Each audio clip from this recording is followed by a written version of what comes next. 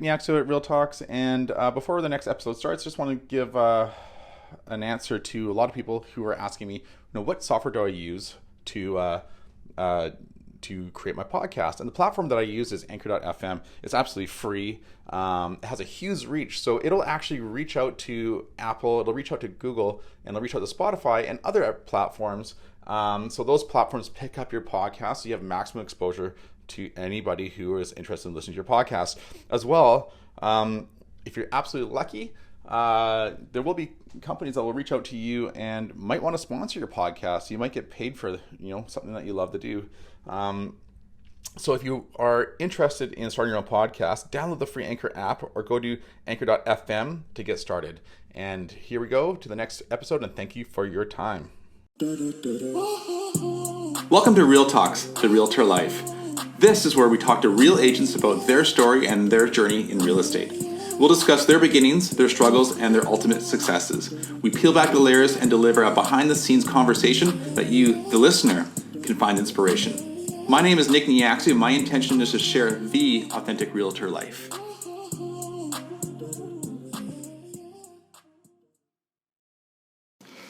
So this is Nick Neacsu with Real Talks, and I'm here with Sidra Subzwari.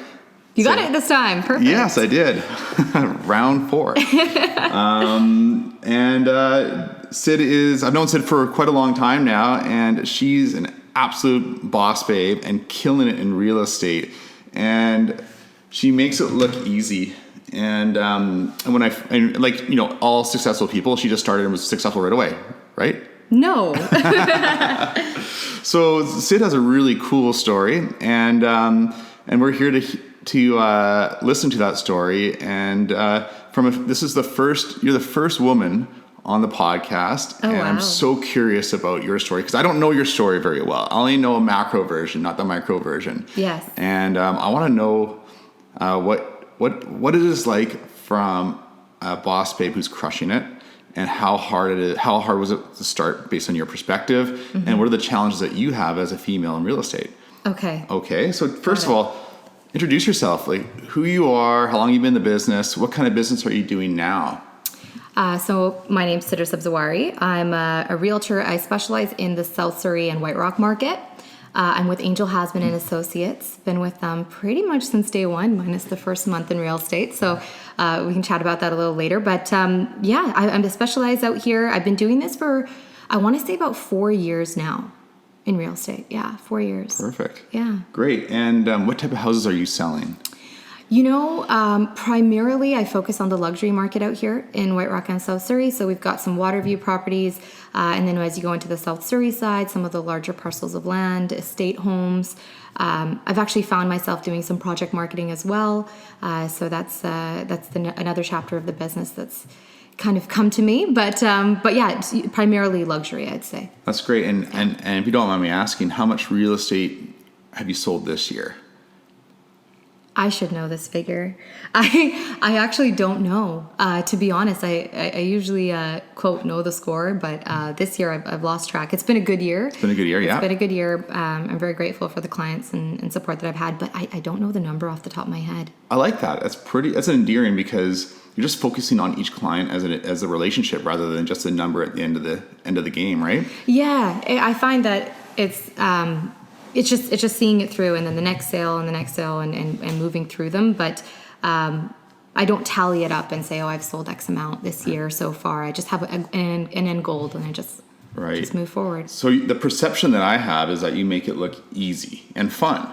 And I'm sure that's how it started, right? Well, it is fun. Right. Easy, it's funny because that was my perception before I got started in real estate as well. I'd seen your stuff. I'd seen DJ. You guys have been doing this longer than I have.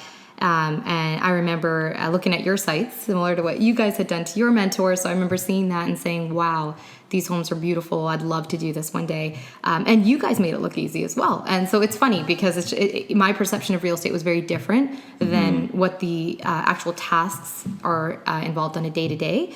It is fun and it's a great job and I love it, but there's a lot more behind the scenes. There absolutely is. And then we're going to try to sort of dig into that right now with you from your perspective. So, first of all, why did you get into the business? It's funny. I used to work corporate downtown, and I used to help my clients in the Vancouver area and downtown.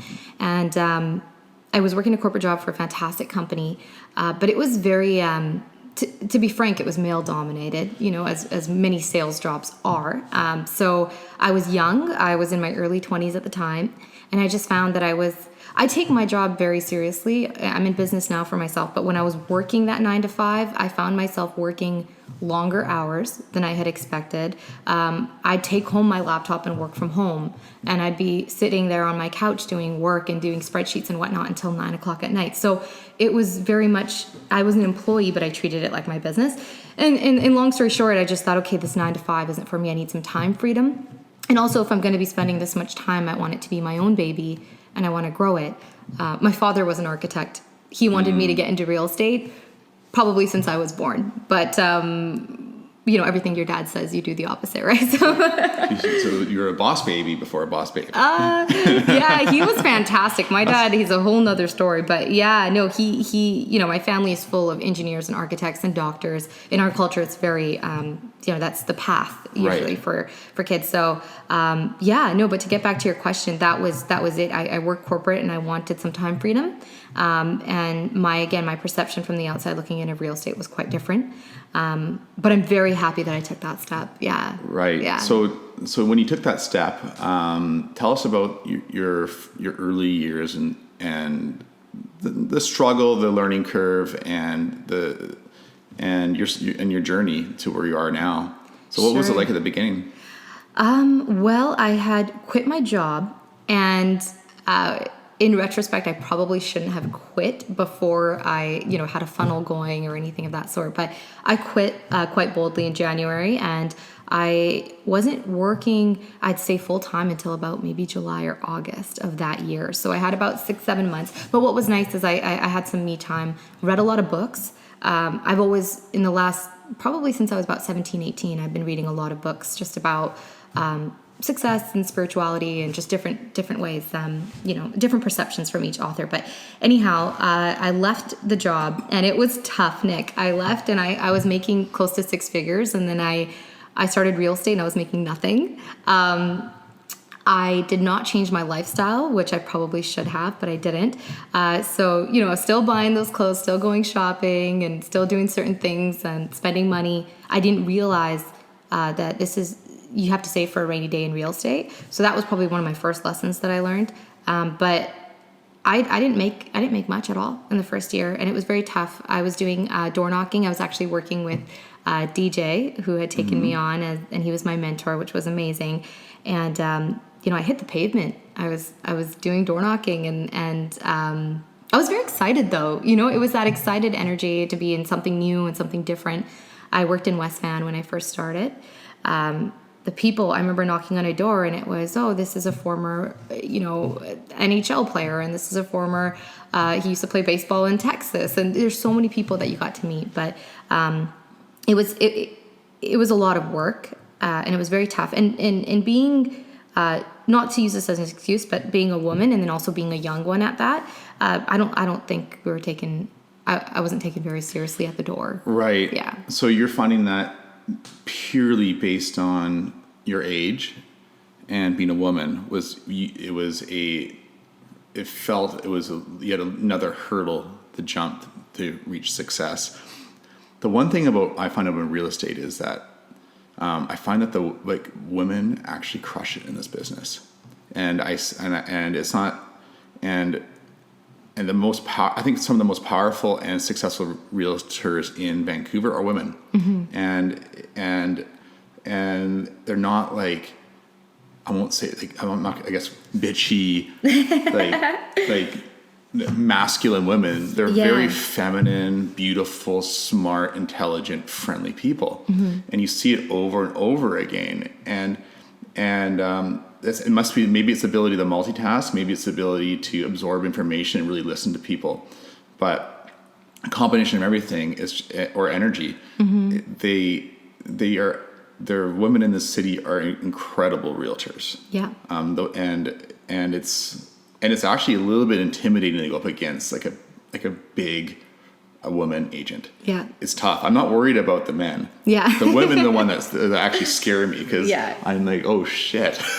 There are some pretty amazing women. There are, really right? are. Yeah. There are.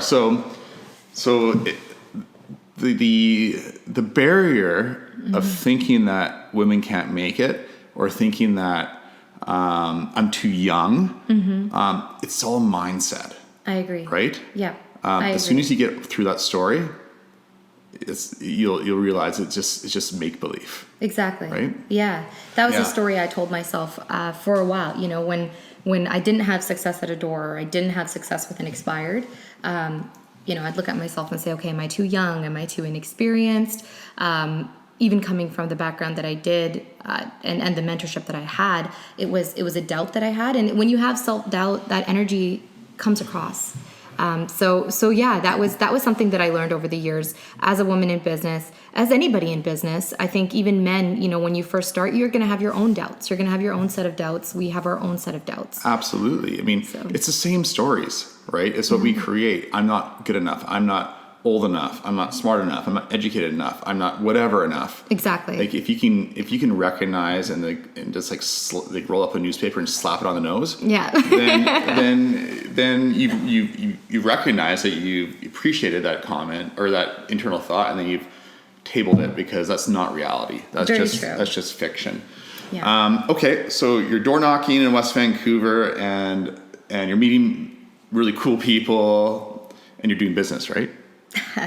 I was meeting great people, but they weren't paying the bills. That's right. So, and I actually drove out. So I live in the Valley here. You're here in White Rock, South Surrey right now where we're doing the podcast. I live in the Valley out here, and I drove to West Vancouver every day. I crossed three bridges or four bridges to get there. I used to wake up. There's a tunnel maybe. I'm not too sure. There's a tunnel in there depending on which route you take. Yes, well, actually both routes. But yeah, so I did that, Nick, for a year. And I did that for a very long time. And I'd wake up around, probably 4:30 or so. And I found myself coming back home and getting in the door probably around 9:30 at night. Right. For a very long time. It was an interesting experience. It's something that I think has helped shape, my pretty much. I was very grateful for that mentorship. I would drive out and I learned so much, but yeah, it didn't pay the bills, and I spent a lot of money on gas. So yeah.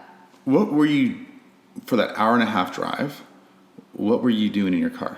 I'm curious. Yeah, it was an older vehicle at the time. I did not have any Bluetooth in my car. Right. So sometimes I would actually stream a podcast before I left my house in the morning, and I'd listen to it in the car. I also had a set of CDs. That car had a CD player, and I had a set of CDs it was called Your Wish is Your Command, and it was a CD series about success and law of attraction. And I like to hear people's stories as well.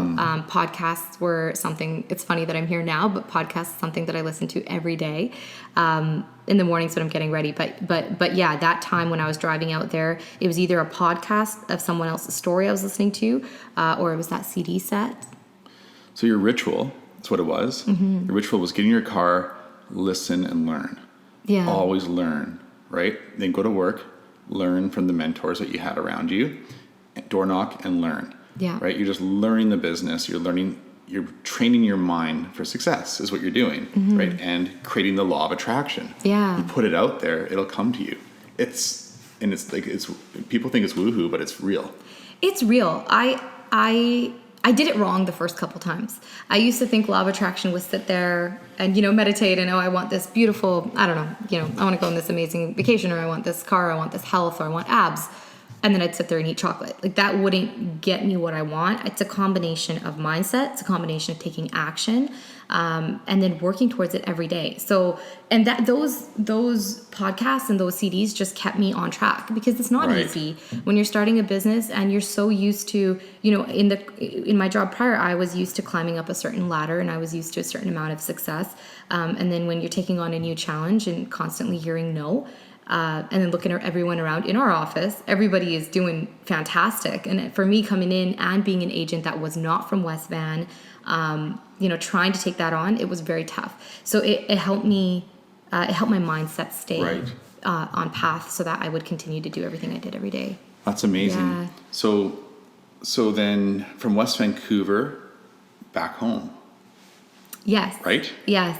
That's such a funny story, but one day I was sitting there, and for those that probably they don't know this, but I actually grew up on a farm in North Dakota in the States, and I love farms, and we had a beautiful barn, and it was amazing. I can't recall how many acres we lived on, but there was deer in the backyard and everything. So I used to love that, and there was a point in this business, I think the biggest thing is to be authentic in any business, really.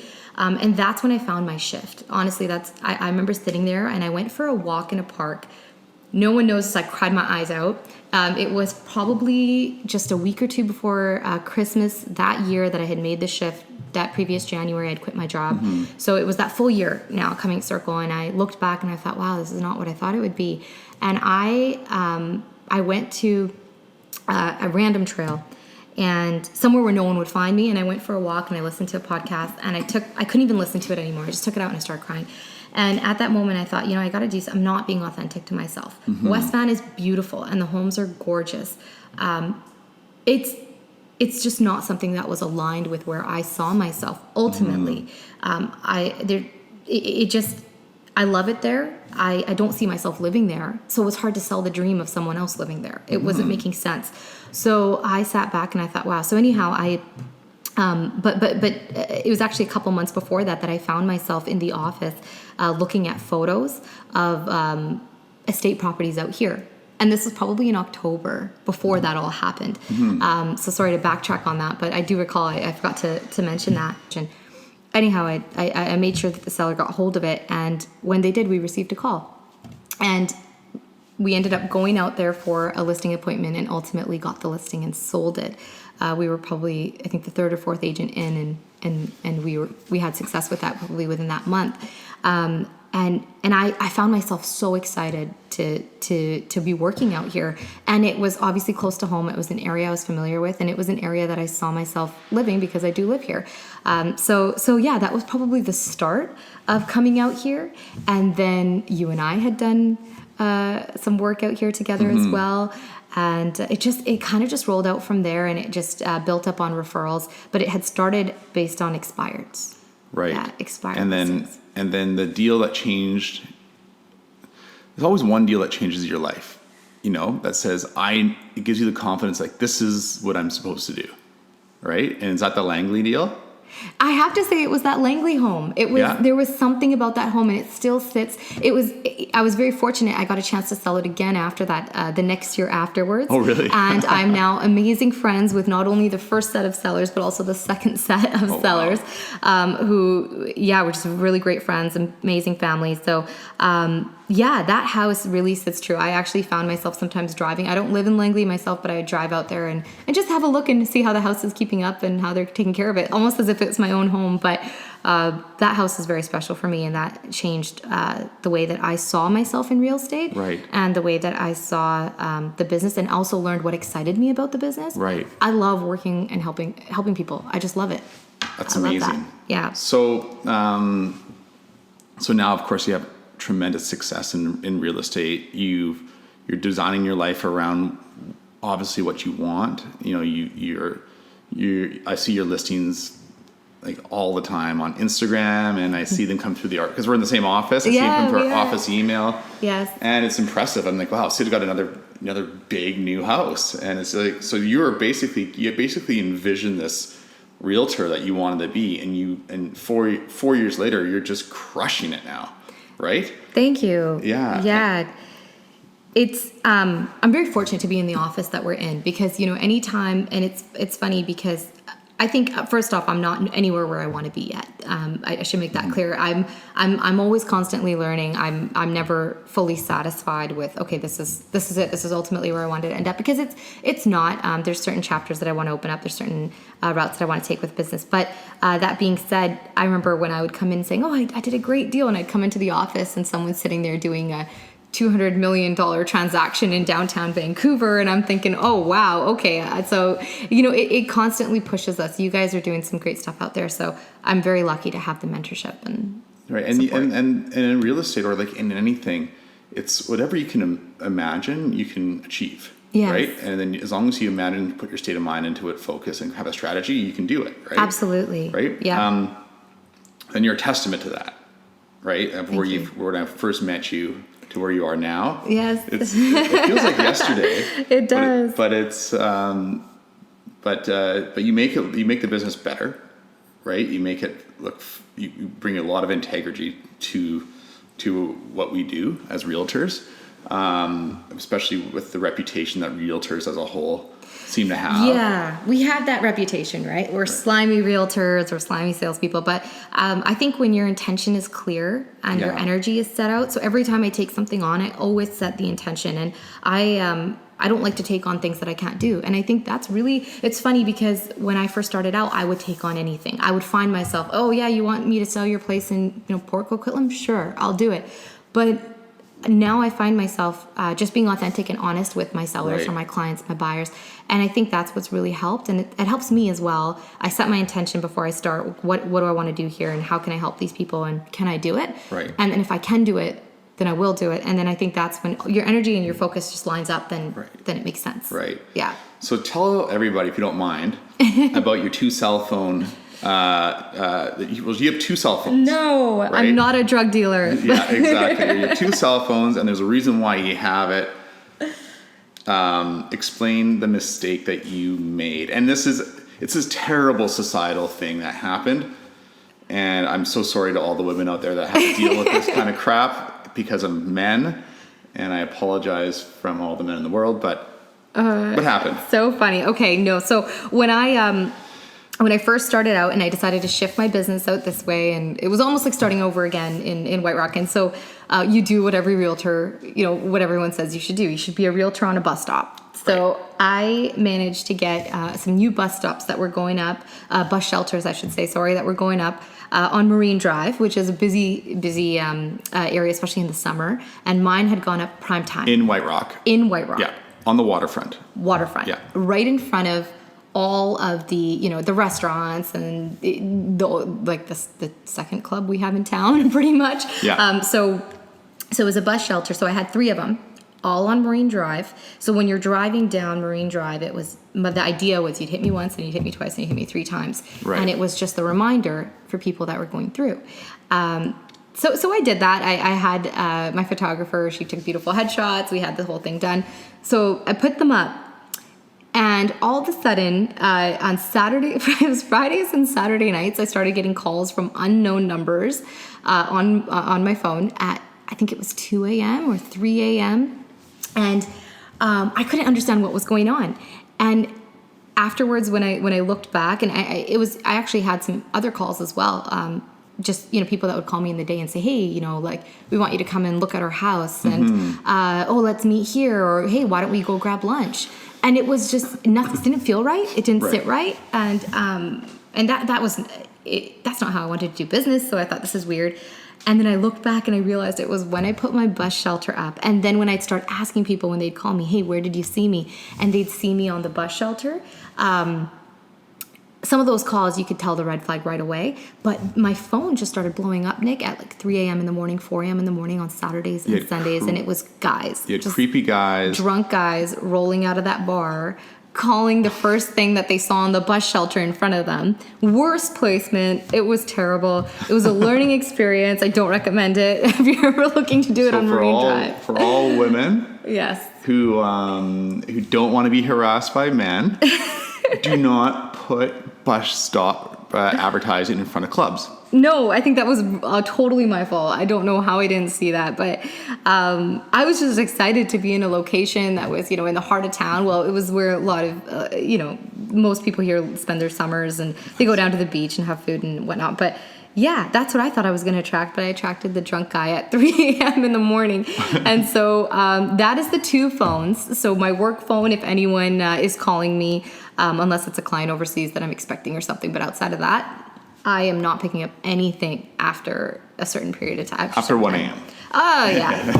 After 1 a.m., no one's calling me, not until the morning. But that's right. Yeah, no, it was really funny. It was a really interesting learning experience. I find that very interesting. As a man, I would have never even thought of that. Yeah. Isn't that crazy how the world is a little bit. But when I first started, there was a woman that told me, make sure you don't put your face. She was an older woman realtor, and she'd been doing it for a long time. I thought maybe she's a bit old school, but she was right. She said, don't put your face on certain signage. Don't put your face on a business card. And some women do that, and they're super successful, and that's good for them. But that was my own strategy. So if you see my stuff, I don't have my face on my boards outside and things like that. But Interesting. It's too bad that society's like that. But you know what? You adapt, and you're doing amazing. So it's working. Thank you. So I'm sure there's a lot of women out there that are looking to get into the business, who are in the business and struggling. Is there any advice that you have for those women? You know, I'd say a lot of it, and for women, and I can't speak to all of them, but I know for myself and some of the colleagues that I've spoken to in my office and in other offices, is for women, we always think it's tough to go up against men. Well, a lot of women do. When I had started in this business, a lot of men would talk a certain way to me, and I didn't like it, but I didn't stand up for myself. Mm-hmm. And as a woman, I think it's okay to be selective about who you want to do business with. It's okay to stand your ground and you know, say, no, this isn't something that I want to work on. But if you're starting out, this is a business where you do have to be aware. You have to be quite safe. So when you're doing open houses, you should always have somebody there with you. I do. Mm-hmm. I have somebody in the home with me at all times. But a lot of it, you know, if you're talking about just a confidence standpoint or just somebody starting out and what they should be doing, I listen to a lot of podcasts for women in business, whatever business they're in, mm-hmm. Whether it's real estate or anything else. But is there a certain podcast or book that you like that you would recommend to other women? Yes, Girl Boss. I absolutely love Sophia Amoruso. I listen to her podcast every day. Really? She doesn't even have episodes that come out every day, and I'll just re-listen to them. But she interviews some amazing women from all walks of life, any age, any category, and it's just so exciting to hear it. So I start my day that way. I always listen to something in the morning, but that's my favorite podcast, and I recommend that. Education, learning, creating rituals is what you did, creating good habits, and just visualization of where you want to be, and just believe that will happen. Not could happen, but will happen. Yeah. I have a vision board, and I look at it every day. Yeah, so. And for all the women out there, again, I said it earlier in the podcast, like, I am scared shitless to go up against a bay boss. And when it comes to a listing presentation, you know, I do lose out, and you know what? Fair game. I mean, there's the women in this industry are very powerful, compassionate, and detail oriented, and just crush it. So, you know, there's no stopping you. The story in your head that women can't make it, it's just a story in your head. That's not reality. Talk to any of the women, the big top realtors, and we're talking the top realtors in Vancouver. I would say at least a majority are women. Yeah, right? Absolutely. They are. Yes.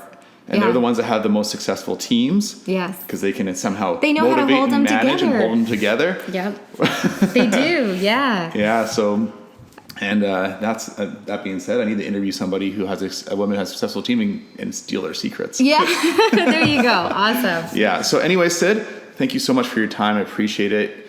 I can't wait to see where you are next year and the year after. And by the time, you know, in 3 or 4 or 5 years, it's going to be, who knows what it is, but it's going to be great. Thank you. Thank you so much. I'm excited. So thank you so much, everybody, for listening to Real Talks. This is Sidra Sawari. I'm going to put her information in the description of this podcast episode. I want you to follow her on Instagram. It's at Sold by Sid. No, it's at Sidra Subsawari. Oh, there we go. Okay. So next that, it'll be in all the details will be in the podcast description. You need to follow her journey, and it's something quite inspirational. Thank you so much for listening. Talk to you later. Thanks, Nick.